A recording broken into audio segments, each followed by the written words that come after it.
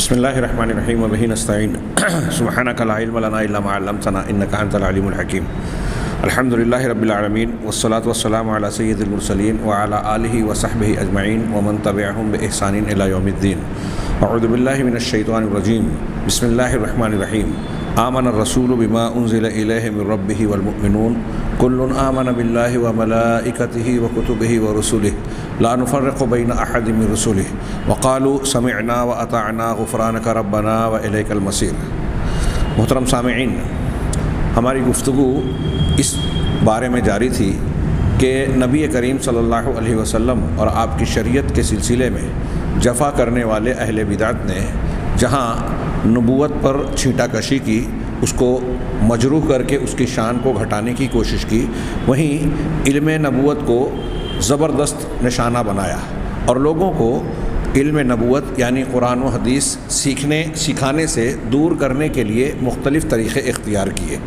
واقعات کے تناظر میں، بزرگان دین کے اقوال کی روشنی میں ایسی باتیں عوام کے سامنے پیش کیے جس کو سننے کے بعد ایک عام آدمی قرآن و حدیث کے علوم سے اپنی دلچسپی نہ صرف ختم کر لے گا بلکہ بعض حالات میں ان سے نفرت کرے گا۔ پھر اس کے بالمقابل جب انہوں نے لوگوں کو قرآن و حدیث اور اس کی تعلیمات سے دور کرنے کی کوشش کی، تو اپنے سلسلوں اور اپنے مخصوص مکتب فکر کے راستے سے انہوں نے ایسے اعمال، مجاہدات اور ریاضتیں لوگوں کو بتائی کہ اگر آپ دین اختیار کرنا چاہتے ہیں تو ان اعمال کو اختیار کریں جو حقیقت میں قرآن و حدیث کے نہ صرف سے ہٹ کر ہیں بلکہ ان کے خلاف ہیں۔ بدعات، خرافات، ایسی خرافات جو کہیں آپ کو توحید کے صراحتاً خلاف ملے گی، کہیں بدعت اور سنت کے خلاف بدعت پر مشتمل ملے گی، اور اکثر و بیشتر مقامات پر آپ کو ایسے اعمال بھی ملیں گے جسے نہ صرف یہ کہ قرآن و حدیث قبول نہیں کرتے بلکہ انسان کی فطرت سلیمہ بھی اسے قبول نہیں کر سکتی۔ اس ضمن میں انہوں نے پچھلے درس میں ہم نے پیش کیا تھا، دعویٰ بیان کیا کہ اہل ہند اور دوسرے مذاہب کی ریاضات، مجاہدات کے طریقے سے اہل تصوف نے، اہل بدعت نے بہت سارے امور کو اختیار کیا۔ یہاں یہ چیزیں جو بطور مثال ہم پیش کر رہے ہیں، یہ بات ذہن نشین رہے کہ اس کی اصل بنیاد، مقصود صرف یہ واقعات نہیں ہیں، اس سے یہ ثبوت اور نمونہ پیش کرنا ہے کہ کس طریقے سے قرآن و حدیث کی اصلی تعلیمات سے ہٹایا گیا، اللہ کے دین اور شریعت سے ثابت شدہ عبادات اور اعمال، وظائف اور اوراد سے دور کیا گیا، اور اس کے بالمقابل غیر اسلامی نظریات، افکار، اعمال، عقائد اور مناہج کو لوگوں کے لیے پیش کر دیا گیا جو فطرت کے خلاف بھی ہیں۔ آپ اندازہ لگا سکتے ہیں کہ ان چیزوں کے رواج سے اسلام کو کتنا زبردست نقصان ہوا ہے اور ہو رہا ہے۔ اس سلسلے میں جو انہوں نے یہ بتایا تھا کہ مختلف قسم کی ریاضتیں اور مجاہدات کو انہوں نے دین، شریعت اور اپنے مذہب کا حصہ بنایا، ایک مثالیں پچھلے درس میں گزری۔ آگے شعرانی کا قول شیخ عبد القادر جیلانی کے سلسلے میں نقل کیا ہے۔ یہاں عبد القادر الجیلی لکھا ہے اور حاشیے میں یہ وضاحت کیا ہے کہ انہی کو جیلانی بھی کہتے ہیں عربی میں اور کیلانی بھی کہتے ہیں۔ خیر، تو شیخ عبد القادر جیلانی رحمہ اللہ کے ترجمے میں ان کی سوانح کے ضمن میں شعرانی کہتے ہیں کہ وقانا رضی اللہ تعالی عنہ یقول، کہ حضرت عبد القادر جیلانی رحمہ اللہ کہتے تھے قاسیت الاحوال فی بدایتی، کہ میں نے ابتدائے امر میں، اپنی شروعات میں مختلف قسم کے مصائب اور پریشانیاں برداشت کی۔ قاسا یقاسی، تکلیف جھیلنا، برداشت کرنا، اور مصیبت سے گزرنا، سختی اور مشکلات کا سامنا کرنا۔ تو کہا کہ میں نے احوال، حول کی جمع ڈر، خوف، پریشانی، تو میں نے ابتدائے امر میں بہت سارے اندیشوں اور تکلیفوں کو جھیلا۔ فما ترکت حولا الا رکبت، کہہ رہے ہیں، ان کا قول نقل کیا کہ میں نے کوئی حول، کوئی ڈر کی چیز، پریشانی کی چیز ایسی نہیں تھی جس کو میں نے نہیں جھیلا، جس پر میں سوار نہیں ہوا، یعنی ہر قسم کی مصیبت میں نے جھیلی۔ وکان لباسی الصوف، میرا لباس جو صوف تھا، اون، یہ جو لفظ تصوف کے تعلق سے کچھ لوگ اصل کہتے ہیں کہ اس کی اصل صوف ہے، اون کا موٹا جھوٹا لباس، تو میرا لباس جو ہے اونی تھا۔ وَكُنْتُ أَمْشِي حَافِيًا فِي الشَّوْكِ وَغَيْرِهِ، یہ کیسے مشقتوں سے گزرے اونچے مرحلے تک پہنچنے کے راستے میں، گویا یہ بیان کرنا چاہتے ہیں کہ میرا لباس جو تھا وہ اون تھا، اونی لباس، اور میں کھلے پیر، ننگے پیر کانٹوں پر چلتا تھا۔ وَكُنْتُ أَمْشِي حَافِيًا فِي الشَّوْكِ وَغَيْرِهِ، کانٹوں اور اس جیسی دوسری چیزوں پر کھلے پیر چلتا تھا۔ وَكُنْتُ أَقْطَعْتُ بِخَرْنُوبِ الشَّوْكِ، اور میں کانٹے کے ایک درخت پر کو میں غذا بناتا تھا۔ خرنوب ایک قسم کا درخت ہے، اور کہا اشوک کانٹے کے ایک درخت کو میں اپنی غذا بناتا تھا، اس کو خوراک بناتا تھا۔ وقمامۃ البقل، اور سبزی ترکاریوں کا جو کی چھٹنی ہوتی تھی کوڑا کرکٹ کی شکل میں، اسے کھاتا تھا۔ وورق الخس من شاطئ النہر، اور دریا کے کنارے جو جنگلی گھاس ہوتی ہے اس کے اوراق کو میں اپنی غذا بناتا تھا۔ موٹا جھوٹا کپڑا پہنتا تھا اونی، ننگے پیر کانٹوں اور پتھروں ریزوں میں چلتا تھا، دوسری کانٹوں اور اس جیسی دوسری چبھنے والی چیزوں میں چلتا تھا، اور اس قسم کی چیزیں یعنی کانٹے دار جھاڑی اور سبزیوں کے کوڑا کرکٹ اور پھینکنے والے حصے، اور اسی طریقے سے نہر کے کنارے پائے جانے والے جنگلی گھاس کے پتے، یہ میری غذا ہوا کرتی تھی۔ وَلَمْ أَزَلْ آخُذُ نَفْسِي بِالْمُجَاهَدَاتِ حَتَّى تَرَكَنِي مِنَ اللَّهِ تَعَالَى الْحَالِ، میں اپنے آپ کو ایسے مجاہدات میں جوڑے رکھا تھا، میں اپنے نفس کو لیا ہوا تھا ان مجاہدات کے ساتھ، مطلب یہ کہ میں ان مجاہدات میں مشغول تھا یہاں تک کہ میرے اللہ تبارک و تعالیٰ کی جانب سے مجھ پر یہ حال آیا، یعنی یہ جو اہل تصوف اپنے خاص جذب و کیفیت کی ایک خاص حالت بیان کرتے ہیں، فقر کی یا تصوف کی، اس کو جو بھی اصطلاح میں کہیں جذب وغیرہ کی، مجذوبیت کی، تو یہ گویا حالت مجھ پر طاری ہو گئی۔ اب یہاں میں یہ وضاحت کر دوں کہ اس قسم کے اقوال اور باتیں جو شیخ عبد القادر جیلانی رحمہ اللہ اور اس امت کے معتبر بڑی بڑی شخصیات کی طرف منسوب ہیں، اس میں سے یہ اہل علم، اہل محقق، اہل تحقیق جو ہیں، انہوں نے یہ بات بیان کیا کہ اکثر و بیشتر من گھڑت، تراشیدہ اور بناوٹی ہیں۔ کچھ شخصیات کو جیسے اہل بیت کو، ان کی شخصیت مسلم ہے، مسلمانوں کے یہاں محبوب ہے، محترم ہے، چنانچہ جب وہ محترم ہیں تو ان کے نام سے جو چیزیں منسوب کی جاتی ہیں اسے بلا تحقیق لوگ قبول کرتے ہیں، لہٰذا ایسے اقوال کو اگر رد کیا جاتا ہے تو یہ ذہن نشین رکھیں کہ یہاں اصل میں اہل بیت یا ان شخصیات ہی کا رد نہیں ہو رہا ہے، کیونکہ یہ بات پایہ ثبوت کو پہنچی ہی نہیں ہے کہ ایسی بکواس باتیں انہوں نے کی ہے، بلکہ قرائن اور ان کی ثابت شدہ روایات بتاتی ہیں کہ ان کا علمی بیان اور ان کا منہج و عقیدہ اس کے خلاف ہے جو ان کی طرف منسوب کر کے بیان کیا جا رہا ہے۔ اہل کتاب، اب روافظ جو ہے بہت ساری روایتیں اہل کتاب کی طرف، معاف کیجیے اہل کتاب کہہ رہا ہوں، اہل بیت کی طرف منسوب کرتے ہیں۔ اس طرح کے اقوال جس میں صحابہ کرام، قرآن، حدیث اور دین کی ثابت شدہ تعلیمات کی مخالفت نظر آتی ہے، قرآن کی مخالفت نظر آتی ہے،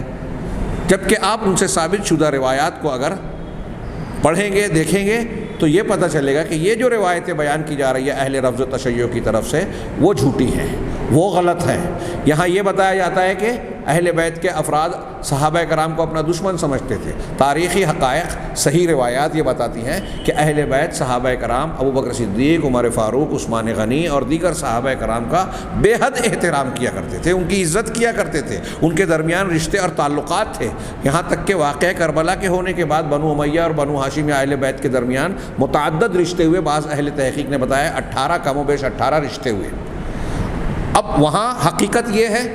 لیکن جھوٹی روایتیں الگ بیان کی جاتی ہے۔ اب کوئی عالم اور محقق اگر یہ کہتا ہے کہ یہ جھوٹ ہے، یہ غلط ہے، یہ اس روایت کے مضمون پر کوئی تبصرہ کرتا ہے تو یہ ہرگز نہ سمجھا جائے کہ ان شخصیات کو نشانہ بنایا جا رہا ہے۔ یہاں بھی صاحب کتاب نے جب یہ ذکر کیا کہ انہوں نے کہا کہ میں اپنے آپ کو ان مجاہدات میں مشغول رکھے ہوئے تھا کہ مجھ پر ایک حال اللہ تبارک و تعالیٰ نے طاری کیا ڈالا، اور یہاں حال کو انہوں نے جملہ مترجہ کے طور پر ڈیش لگا کر کہا اے حالت شیطان، الحالت شیطانی، شیطانی حال، جس کو یہ اہل تصوف جذب و سرور کی کیفیت جو بھی کہتے ہوں. ہاں فَإِذَا تَرَقَنِي الْحَالُ صَرِخْتُ، جب یہ حال مجھ پر جو ہے طاری ہوا، آیا، تو میں چیخا. وَهُمْتُ عَلَى وَجْهِي، اور پھر میں پھرتا رہا. ہاں میں یہوں مانے سرگرداں، حیران ہونا کئی معنی ہوتا ہے، اور ہم تو ہاما علی الوجہ، علی وجہی کا مطلب ہوتا ہے آوارہ پھرنا، ادھر ادھر گھومنا پھرنا، ہاں بے مقصد. تو کہا میں پھر آوارہ پھرنے لگا. سواء كنت في الصحراء او بین الناس، ہاں چاہے میں صحرا جنگل و بیابان میں ہوتا یا لوگوں کے بیچ ہوتا. وَكُنْتُ أَتَظَاهَرُ بِالتَّخَارُصِ وَالْجُنُونِ، اور میں ایسی صورت میں گونگا ہونے کا اور دیوانہ ہونے کا مظاہرہ کرتا. یہ وہی مجذوب کی جو کیفیت ان کے یہاں بیان کی جاتی ہے نا، ہاں کہ وہ گویا حالت جذب میں ہوتے ہیں. ایسی صورت میں شریعت کے مکلف بھی نہیں رہ جاتے. ایسے بہت سارے مجذوبین کا تذکرہ کرتے ہوئے ہمارے یہاں کہا جاتا ہے، یہ مشہور ہے کہ وہ شریعت سے الگ ایک اصول ضابطے میں رہتے ہیں، اس دنیا سے الگ رہتے ہیں، براہ راست اللہ سے تعلق ہوتا ہے، ان کو نماز روزے کی ضرورت نہیں ہوتی ہے، شریعت کے مکلف نہیں ہوتے، کپڑا نہیں پہنتے، اور نہ جانے کیا کیا پاگل اور دیوانے کی طرح. ہاں یہ لوگوں کو، عوام کو یہ تاثر دیا جاتا ہے کہ یہ جذب اور دیوانگی کی یہ حالت بہت اعلیٰ حالت ہے، اللہ تعالیٰ کے ساتھ ملنے کی حالت ہے. نعوذ باللہ من ذالک. بالکل شریعت اسلامیہ پر شدید قسم کا الزام ہے، اور یہ اگر اس کو ایسی چیزوں کو اسلام کی تعلیم کا حصہ مانے تو اسلام جو ہے مجروح ہوتا ہے، دھبے اور کلنکی، اسلام پر دھبا لگتا ہے، ہاں، اور اس کا یہ بہت بڑا عار اور کلنک کا باعث ہے. ایسی بکواس اور خرافاتی باتوں سے اسلام کا دامن صاف اور شفاف ہے. اللہ کے نبی صلی اللہ علیہ وسلم، صحابہ کرام اور ایسے بزرگان جن کی پسندیدگی کا سرٹیفکیٹ خود قرآن میں اور حدیثوں میں موجود ہے. اللہ کے رسول صلی اللہ علیہ وسلم نے سب سے بہتر زمانہ اپنے زمانے کو، پھر اس کے بعد صحابہ، پھر تابعین اور تبع تابعین کے زمانے کو قرار دیا ہے نا. تو ان زمانوں میں آپ کو یہ خرافات نظر نہیں آئے گی. یہ سازش کے طور پر بعد میں اس کے تانے بانے بنے گئے، اور اسلام کی شکل میں اسے پیش کر کے بزرگان دین کے حوالے سے اس قسم کی باتوں کو پیش کیا گیا، اور جو چیزیں اسلام کے خلاف تھی اس کو بزرگان کی اہمیت، افادیت اور ان کی فضیلت اور اعلیٰ مرتبے کی شکل میں پیش کر کے اس کو اسلام کا حصہ بتانے کی کوشش کی گئی. اور بہت سارے جاہل اور عام لوگ جو ہے اس سے متاثر بھی ہو گئے، دھوکہ بھی کھا گئے اور کھا رہے ہیں. چنانچہ یہ کہہ رہے ہیں کہ میں اپنے آپ کو، یہ جو حالت تھی، میں بیاباں میں ہوتا یا لوگوں میں ہوتا، ادھر ادھر پھرتا رہتا، اور گونگے پن، تخارص کا لفظ ہے، یعنی گونگے ہونے کا مظاہرہ کرنا، ہاں، اور جنون، پاگل پن، دیوانگی کا میں مظاہرہ کرتا. ہاں مجھے جو ہے بیمارستان، وحملت الی البیمارستان، بیمارستان لے جایا گیا، مطلب شاید مراد شفا خانے اور دوا خانے جہاں بیماروں کو رکھا جاتا ہے، یا پرانے زمانوں میں بھی بعض مریضوں کے لیے مخصوص مقامات متعین ہوتے تھے، وہاں لے جایا گیا. وَتَرَقَتْنِي مَرَّةً الْحَوَالُ حَتَّى مِتُّ، اور بعض حالات میں ایک کہہ رہے کہ کچھ حالات ایک مرتبہ مجھ پر یوں طاری ہوئے کہ میں مر گیا، موت کے منہ میں چلا گیا. وَجَاءُوا بِالْكَفَنِ وَالْمِغْسَلِ، اب جب میں مر گیا تو لوگوں نے جو ہے کفن اور مردے کو نہلانے کے اسباب لے کر آئے، نہلانے کا برتن لائے. وَجَعَلُونِي عَلَى الْمُغْتَسَلِ، اور مجھے جو تختہ ہے جس پر غسل دیا جاتا ہے، غسل دینے کے تخت پر مجھے جو ہے وہ ڈال دیا گیا. لِيَغْسِلُونِي اور لِيُغَسِّلُونِي، تاکہ مجھے غسل دے. یہ کہہ رہے ہیں کہ میری حالت بیمارستان تک پہنچا دیا گیا، وہاں میں مر گیا. اب لوگوں نے نہلانے دھلانے کا انتظام کیا، نہلانے کا پانی، برتن سب لے آئے، اور مجھے نہلانے کے، غسل دینے کے تخت پر جب لٹا دیا گیا تو غسل دینے کے لیے، تو ثم سُرِّ عنی،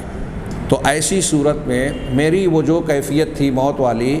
ہاں وہ مجھ سے ہٹ گئی، یعنی میں ٹھیک ہو گیا، پھر سے بیدار ہو گیا. سُرِّ عن، غم اور تکلیف مصیبت کا زائل ہونا. ہاں غصے کا، بہت زیادہ کوئی غصے میں ہو اور اس سے غصہ فرو ہو جائے، ختم ہو جائے، تو کہتے ہیں سُرِّ عنہ الغضب. ہاں تو اس کو کہہ رہے ہیں کہ میری یہ جو موت کی کیفیت تھی وہ ہٹ گئی اور میں ٹھیک ہو گیا. ملاحظہ فرمایا آپ نے، یہ طبقات کبریٰ جلد 1 صفحہ 109 سے یہ روایت کو نقل کیا گیا. آگے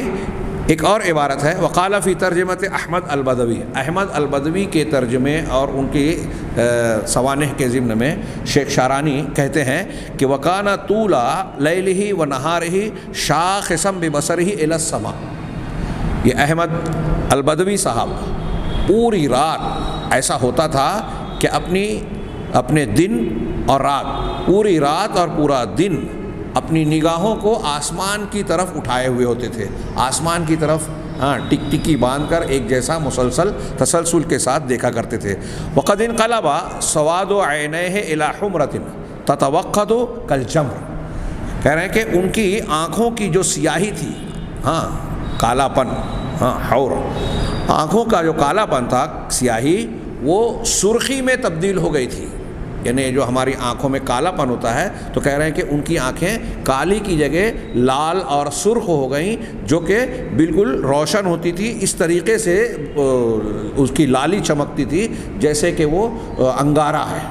انگارے کی طرح اس کی لالی چمکدار ہو گئی تھی۔ وَكَانَ يَمْكُثُ الْأَرْبَعِينَ يَوْمًا وَأَكْثَرَ، اب یہاں بھی دیکھیے کہ وہ 40 دن یا 40 دن سے زیادہ، 40 یومن،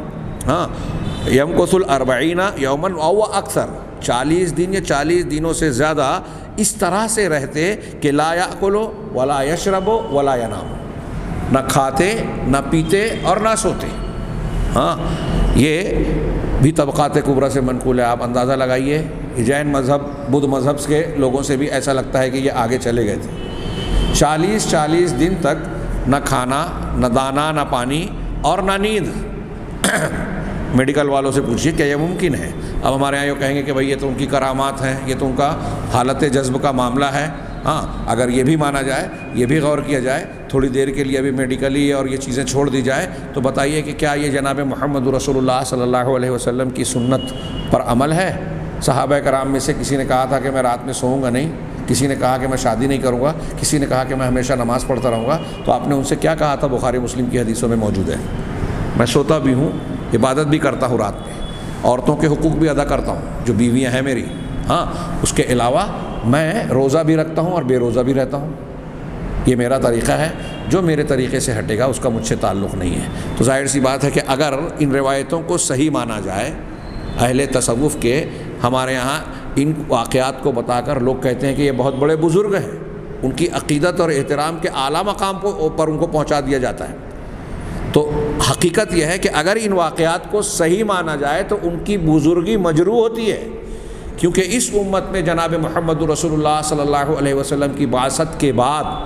اگر کوئی اللہ تعالیٰ کے یہاں تقرب حاصل کرنا چاہتا ہے، فضیلت اور مقام حاصل کرنا چاہتا ہے، تو اسے جناب محمد رسول اللہ صلی اللہ علیہ وسلم کی اتباع اور اطاعت کے بغیر فضیلت نہیں مل سکتی۔ شیخ عبد القادر جیلانی، جن کا بھی واقعہ نقل کیا گیا اور ان کے بارے میں باتیں الٹی سیدھی نقل کی گئی ہیں، آپ ان کی کتاب غنیۃ الطالبین دیکھیے، اور یہ کہتے ہیں کہ اللہ کے نبی صلی اللہ علیہ وسلم کی اتباع کرنے والا شخص ہی اللہ کا ولی ہوگا، جو اللہ کے رسول صلی اللہ علیہ وسلم کی سنتوں کا مخالف ہے وہ اللہ کا ولی نہیں ہو سکتا۔ اور ان کا یہاں تک قول ہے، وہ کہتے ہیں کہ اللہ کا ولی اہل حدیث ہی ہوگا۔ اہل حدیث مطلب قرآن و حدیث پر عمل کرنے والا۔ اب جو لوگ اس طرح کی حرکتیں کر رہے ہیں کہ نماز روزہ نہیں ادا کر رہے ہیں، مجذوب اور دیوانگی کی شکل اختیار کیے ہوئے ہیں، وہ اللہ کے رسول صلی اللہ علیہ وسلم کی سنت پر عمل کرنے والے ہیں۔ 40 دن کھانا پینا سونا یہ نہیں کرنا، میڈیکلی یا فزیکلی یہ ممکن ہے کہ نہیں، اس کو میں نے کہا نظر انداز کر کے اگر دینی اور شرعی اعتبار سے بھی غور کرے تو یہ عمل خلاف سنت ہے، کوئی فضیلت نہیں ہے، کوئی فضیلت کی بات نہیں ہے۔ اگر یہ فضیلت کی بات ہے، کوئی اتنے دنوں بھوکا پیاسا رہے تو آپ اسے بزرگ مان لیں گے؟ میں ایسے لوگوں سے، اہل تصوف اور ان سے جڑے ہوئے لوگوں سے ایک سوال کرنا چاہتا ہوں کہ کیا کوئی آدمی اگر بھوک پیاس مصیبت اور مشقت جھیلنے کے اس طرح کے مظاہرے کرے تو کیا اس کے اس عمل کی بنیاد پر وہ ہمارے اور آپ کے لیے محترم، قابل تعظیم، قابل اتباع بن جاتا ہے؟ میں ایک مرتبہ اپنا ایک چھوٹا سا واقعہ مقصود نہیں ہے، بس 2 جملے اس میں مقصود ہے کہ میں سفر کے دوران میرے بغل میں بس کے اندر ایک شخص آیا جو جین مذہب کا ماننے والا تھا۔ میں اندور جا رہا تھا، وہ بھی اندور جا رہا تھا، وہ اندور کا رہنے والا تھا لیکن دھولیا آیا۔ دھولیے میں جب بس رکی تو وہ بھی سوار ہوئے اور میرے بازو میں آ کر بیٹھے، ادھیڑ عمر کے بزرگ جیسے تھے، ہاں، انہوں نے اپنے ایک بابا کا ذکر بڑی تعظیم سے کیا کہ میں اندور کا ہوں اور میں یہاں اپنے فلاں فلاں بابا سے ملنے اور ان کا درشن کرنے آیا تھا۔ میں نے دیکھا اور کچھ ابتدا میں نے کچھ کہا نہیں، پھر وہ اپنے بابا کا تعارف اور ان کی تعریف کرنے لگے، کہا بہت پہنچے ہوئے، بہت زبردست ہیں۔ یہ کہتے کہتے انہوں نے 2-3 مرتبہ ایک بات کہی کہ وہ جے پور جو راجستھان میں ہے، جے پور سے دھولیا وہ پیدل آئے ہیں، جے پور سے دھولیا پیدل آئے، اور یہ کہنے کے بعد انہوں نے کہا کہ وہ بہت پہنچے ہوئے ہیں، بہت بزرگ و بہت بڑے ہیں۔ جب دوبارہ اور سہبارہ انہوں نے یہ جملہ دہرایا، جملے کا اعادہ کیا، تکرار کی، تو میں نے ان سے سوال کیا کہ آپ یہ کہہ رہے ہیں کہ وہ جے پور سے دھولیا آئے، تو یہ بہت بڑا کام ہے، بہت بڑی بات ہے، اس وجہ سے آپ کہہ رہے ہیں کہ وہ بہت پہنچے ہوئے ہیں؟ تو انہوں نے کہا ہاں۔ انہوں نے کہا کہ اگر میں جے پور سے دھولیا، بلکہ دھولیے سے کچھ آگے چلا جاؤں تو آپ مجھے بڑا مان لیں گے؟ یا کسی اور شخص کو جو دوسرے دھرم اور مذہب کا ماننے والا ہے، اگر وہ آپ کے بابا سے زیادہ پیدل چل لے تو کیا آپ اس کی تعظیم کرنے لگیں گے، اس کا احترام کرنے لگیں گے اور اس کو قابل اتباع مانیں گے؟ وہ خاموش ہو گئے، کوئی جواب ہی نہیں دے پا رہے تھے۔ میں نے کہا بتائیے، کہا ایسا تھوڑی ہے۔ میں نے کہا پھر کیسا ہے؟ آپ کہنا کیا چاہتے ہیں؟ آپ یہ کہہ رہے ہیں کہ وہ بہت پہنچے ہوئے ہیں، اور ان کے پہنچے ہونے کے بعد آپ بار بار یہ ذکر کر رہے ہیں کہ انہوں نے اتنا لمبا سفر جو ہے پیدل طے کیا، تو کیا پیدل چلنا، اپنے آپ کو تکلیف میں ڈالنا، یہ انسان کی عظمت اور بزرگی کا خیال ہے؟ پھر میں نے ان سے اور بھی کچھ سوالات کیے جو اس وقت تفصیل سے مجھے یاد بھی نہیں ہے، اور بہت لمبی گفتگو چلی۔ وہاں بس میں ایک پنڈت جی تھے، ان سے گفتگو میری چڑھ گئی۔ میں نے اس مباحثے کا ذکر اپنی کتاب میں بھی کیا ہے۔ میں نے ان سے سوال کیا کہ کیا اگر وہ جے پور سے دھولیے کا انہوں نے جو سفر کیا، اس کی وجہ سے آپ کو، ہم کو، دنیا کو، ملک کو، دیش کو، کسی کو کوئی فائدہ ہوا کیا؟ کسی انسان کے عظیم اور اس کے محترم ہونے کی، لوگوں کے نزدیک یا دلوں میں جگہ بنانے کے لیے جو مقام مرتبے کی ضرورت ہوتی ہے، اس کے لیے کون سے معیار ہیں؟ کیا ایک انسان کا اپنے آپ کو اذیتوں میں ڈالنا، تکلیف میں ڈالنا، پریشانی اور مشقتیں جھیلنا دوسروں کے لیے مفید ہے؟ یا آپ کے لیے اس میں کوئی سبق، سیکھ اور خاص بات ہے کہ وہ جے پور سے دھولیے تک ایک لمبا سفر، ایک آدمی 1000 کلومیٹر، 500 کلومیٹر اگر پیدل چل کے آ رہا ہے تو چھوڑیے دوسروں کا، اس نے اپنے آپ کو تکلیف دی ہے، جو ہے فائدہ پہنچایا، اور دوسروں کو اس کے اس چلنے سے کیا فائدہ پہنچا؟ عجیب و غریب معیار ہے۔ دنیا کے مذاہب کی ایک آفت یہ ہے، میں نے اس سے پہلے کے بعض دروس میں تذکرہ کیا، کہ جب لوگوں نے اپنے ذہن و دماغ سے اللہ کا قرب اور انسان کی انسانیت کی بلندی اور روحانیت کا اعلیٰ مقام حاصل کرنے کا راستہ بنایا اپنے دماغ سے، تو ان کے ذہن و دماغ میں، انسانوں کے ذہن و دماغ میں یہ ایک اصول یا ایک مسئلہ رہا کہ اپنے آپ کو آپ جتنا تکلیف میں مبتلا کریں گے، جتنے مجاہدات اور ریاضات سے گزاریں گے، اتنا زیادہ آپ کو اعلیٰ مقام ملے گا۔ ابھی جو اس قول سے پہلے والا قول ہم نے شیخ عبد القادر جیلانی کا پڑھا، اس میں ان کا بھی یہی کہنا ہے کہ ابتدائے امر میں، جبکہ وہ میں مانتا ہوں، یقین رکھتا ہوں کہ یہ جھوٹ ہے، شیخ عبد القادر جیلانی ایسا کہہ ہی نہیں سکتے، کیونکہ ان کی تعلیمات بتاتی ہیں کہ وہ کہہ رہے ہیں کہ ایک ایمانیات کا، اللہ کی ولایت کا راستہ قرآن و حدیث کی اتباع ہے، یہ صوفیوں، مجذوبوں اور غیر اسلامی مجاہدات اور ریاضات نہیں ہے۔ لیکن اس میں یہ دکھایا گیا کہ وہ کہتے تھے کہ ابتدا میں نے بڑی تکالیف جھیلی، مشقتوں سے گزرا، کانٹوں میں ننگے پیر چلتا تھا، ہاں، کوڑا کرکٹ اور گھاس پھوس اور نہ جانے کیا کیا کھاتا پیتا تھا، ہاں، اور پھر جو ہے میرے اوپر جب حال آیا تو میں دیوانوں کی طرح رہتا تھا، گونگا بن کے لوگوں کے درمیان آتا جاتا تھا، جنگل بیابان میں بھی، بستی اور آبادیوں میں بھی، ہاں، پھر مجھ پر ایسی حالت آئی کہ لوگوں نے بیمار سمجھا، بیمارستان پہنچایا، پھر میں مر گیا، ایک حال ایسے احوال آئے کہ میں مر گیا۔ اب لوگوں نے جب غسل کی تیاری کر لی تو میں زندہ ہو گیا۔ بتائیے کہ شیخ عبد القادر جیلانی کے اس قول سے ہمیں کیا ملا؟ عوام کے سامنے جب اسے انہوں نے بیان کیا، نقل کیا، تو کیا تعلیم دے رہے ہیں، کیا سکھا رہے ہیں، اس سے کیا سیکھا؟ نبی کریم صلی اللہ علیہ وسلم یا قرآن و حدیث میں اس قسم کی باتیں آپ کو نظر آئے گی؟ آپ نے جو ہے غار حرا میں کئی دن رہنے، عبادت کرنے اور وہاں مشقتیں جھیلنے کا تذکرہ امت کے سامنے کر کے کبھی بتایا کہ میرے پاس یہ حالات آئے اور اس وجہ سے مجھے نبوت ملی؟ بتائیے کہ یہ دھوکہ نہیں تو اور کیا ہے؟ یہ نبی کریم صلی اللہ علیہ وسلم کا دین شریعت نہیں ہے بلکہ ان سے دور کرنے کے راستے ہیں۔ چنانچہ یہاں دوسرے قول میں احمد البدوی کے بارے میں یہ کہا گیا، یہ انہوں نے نقل کیا کہ وہ رات بھر دن بھر مسلسل آنکھ اٹھا کر آسمان کی طرف دیکھا کرتے تھے۔ آپ پاگلوں کی بعض قسموں کو دیکھیں گے آج کے زمانے میں، ان کے یہاں بھی یہ ہوتا ہے، تو اب مسلسل ٹکٹکی باندھ کر آسمان کی طرف دیکھتے رہنا، یہاں یہ تاثر دیں گے کہ یہ اللہ تبارک و تعالیٰ کی مخلوقات میں غور و فکر کیا کرتے تھے۔ اس طریقے سے نبی کریم صلی اللہ علیہ وسلم اور صحابہ کرام میں سے کسی نے غور و فکر نہیں کیا۔ تو کیا وہ غور ہی نہیں کرتے تھے؟ جی ہاں، غور کرتے تھے، اور قرآن و حدیث کی جتنے گہرے علوم، جڑوں کی باریکیاں، جتنا سلف صحابہ کرام تابعین جانتے تھے، بعد والے اتنا شاخ و پتیوں کو بھی نہیں جانتے جتنا وہ جڑوں پر وار کرنا جانتے تھے۔ ہاں، ان کا علم انتہائی گہرا تھا۔ حضرت عبداللہ بن مسعود کہتے ہیں صحابہ کرام تکلف میں سب سے کم، سب سے سادہ، علم میں سب سے گہرے، ایمان میں سب سے مضبوط تھے، اعلیٰ تھے، تو علم میں سب سے گہرے تھے۔ اب یہاں ان کا جو وہ مجاہدات کا معاملہ پیش کیا جا رہا ہے۔ ہاں، کہہ رہے ہیں وقال ایضاً، اسی طریقے سے شارانی یہ بھی کہتے ہیں کہ فی ترجمۃ سیدہ عبد الرحمن المجذوب، اپنے آقا، اپنے سید عبد الرحمن المجذوب، 675 میں جن کی وفات ہوئی، ان کے بارے میں، ان کے ترجمے میں شیخ شارانی کہتے ہیں وکان من ارباب الاحوال، کہ یہ بھی ارباب احوال میں سے تھے، وہی احوال جن پر جذب کی کیفیت طاری ہوتی ہے، اور پھر وہ اللہ سے نعوذ باللہ ان کے اپنے کچھ دعووں کے طرح کے مطابق جو ہے مل جاتے ہیں، متحد ہو جاتے ہیں، اور اس حالت میں جب بندہ پہنچتا ہے تو ان لوگوں کے نزدیک وہ شریعت اس پر سے ساقط ہو جاتی ہے، نماز روزے کی ضرورت نہیں، کپڑا بھی پہنے یا نہ پہنے، ننگا پنگا رہے، کوئی مسئلہ نہیں، وہ دوسری شریعت کا حامل ہو جاتا ہے۔ قرآن و حدیث والی، نبی والی شریعت الگ ہے، ان کا دین، ان کی طریقت الگ ہے۔ یہ بہت بڑا دھوکہ دیا گیا، ایسا کہہ کے قرآن و حدیث کے دین کے سامنے ایک دین کھڑا کر دیا گیا، اور لوگوں کو یہ سازش پتہ بھی نہیں چل رہی ہے۔ ہمارے ہاں بچپن میں کھیلا جاتا تھا، آنکھوں کے سامنے اندھا بنایا، یہ ایسا ہی ہے کہ آنکھ کے سامنے اسلام کی جڑ کھودی جا رہی ہے، وار کیا جا رہا ہے، اور یہ کہا جا رہا ہے کہ اسلام کی تعمیر کی جا رہی ہے۔ ہاں، کوئی چور چوری کرے اور یہ کہے کہ ہم حفاظت کا بندوبست کر رہے ہیں، ایسا ہی ہے۔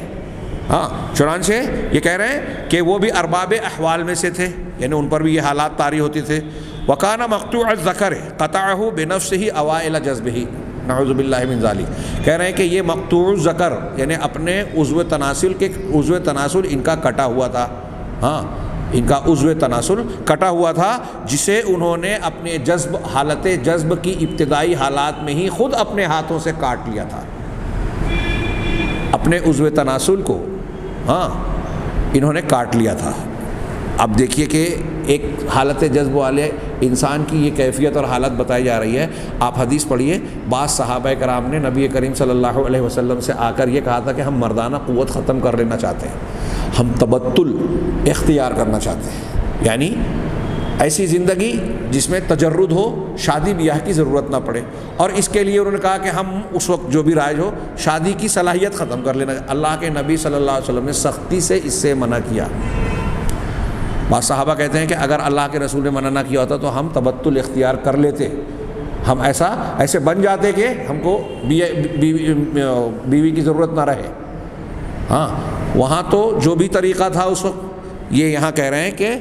اپنے عضو کو کاٹ لیا۔ صحابہ میں بھی یہ بات آئی، اللہ کے رسول نے منع کیا، مطلب شریعت میں اس کی گنجائش نہیں ہے۔ لیکن اب آپ ایسے بزرگوں کی بزرگی کے حوالے سے جب سنیں کہ انہوں نے اپنا عضو تناسل کاٹ لیا، تو آپ کو بھی ترغیب ملے گی کہ اعلیٰ مقام پر پہنچنے کے لیے کیا جا سکتا ہے، اس میں کوئی برائی نہیں ہے، جبکہ یہ شریعت کے، دین کے، سماجی، شرعی بہت سارے مقاصد کے خلاف بات ہے۔ نکاح سے دین کے، شریعت کے، سماج کے، اخلاقیات کے بہت سارے جو ہے مفادات اور مقاصد وابستہ ہیں جو قرآن و حدیث میں درج ہیں۔ کہہ رہے ہیں کہ انہوں نے اپنے ہاتھ سے اپنے عضو تناسل کو کاٹ لیا تھا ابتدائے جذب میں۔ وَكَانَ جَالِسًا عَلَى الرَّمْلِ صَيْفًا وَشِتَاءً، کہہ رہے ہیں کہ یہ گرمی کے موسم میں ہو یا سردی میں، گرم حالت میں، سرد حالات میں، ہر حال میں، ہر موسم میں یہ ریت پر بیٹھے رہا کرتے تھے۔ اب ریت گرمی سے تپ رہی ہو یا سردی سے ٹھنڈی ہو کر ٹھٹر گئی ہو، چاہے جس حالت میں ہو، یہ اس پر ہمیشہ بیٹھے رہتے. وَكَانَ ثَلَاثَةُ أَشْهُرٍ يَتَكَلَّمُ وَثَلَاثَةَ أَشْهُرٍ يَسْكُتُ. اِنَّا لِلَّهِ. کہہ رہے ہیں کہ اور ان کا معمول تھا کہ 3 مہینے تک یہ بات کرتے تھے اور 3 مہینہ چپ رہتے تھے. 3 مہینہ کلام اور 3 مہینہ خاموشی اختیار کرتے تھے. ہاں آگے اب ان صوفیوں کے ان حالات اور ان واقعات پر تبصرہ کر رہے ہیں کہ یہ غیر فطری ہے، شریعت کے